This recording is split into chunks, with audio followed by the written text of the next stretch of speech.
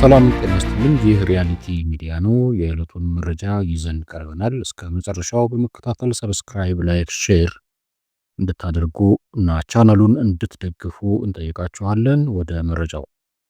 የሚኒስትሮች ምክር ቤት በ52ኛ ስብሰባው የተለያዩ ውሳኔዎችን አሳልፏል።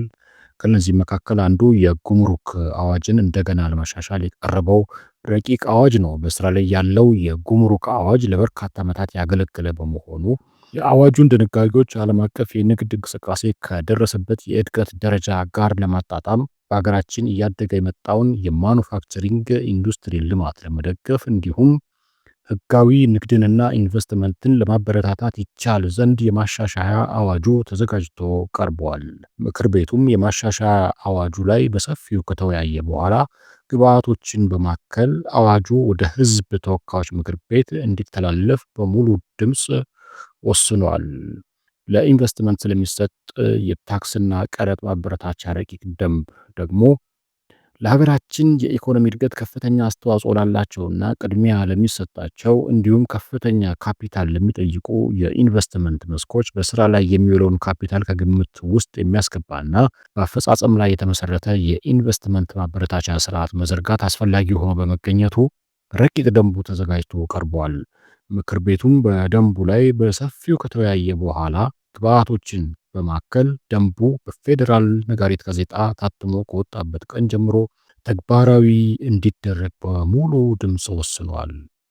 የኢንተርፕረነርሺፕ ልማት ረቂቅ ፖሊሲው በኢንተርፕረነርሺፕ ዘርፍ የሚከናወኑ ተግባራት ቀጣይነት ኖሯቸው ለሀገራዊ የልማት ግቦች ስኬት ሚናቸውን እንዲወጡ የፈጠራ ባህልን ለማጎልበትና እሴትን ለመጨመር የሚያስችል ምቹ የኢንተርፕረነርሺፕ ስነ ምህዳር ለመገንባት እንዲቻል ተዘጋጅቶ ቀርቧል። ምክር ቤቱም በፖሊሲው ላይ በሰፊው ከተወያየ በኋላ ግብዓቶችን በማከል ፖሊሲው በሚኒስትሮች ምክር ቤት ከጸደቀበት ከጥር 12 ቀን 2018 ዓ.ም ጀምሮ በስራ ላይ እንዲውል በሙሉ ድምፅ ወስኗል።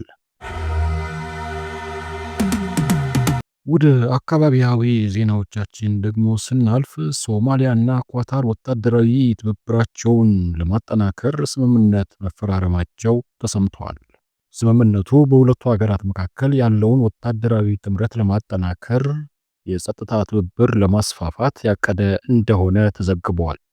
ስምምነቱ የሶማሊያው መከላከያ ሚኒስትር አህመድ ማሊን ፊቂ እና የኳታር አቻቸው ሳውዲ ቢን አብዲራህማን ቢን ሐሰን አልታኒ እንደተፈራረሙት የሶማሊያ መንግስት የዜና ወኪል የሆነው ሶና ዘግቧል።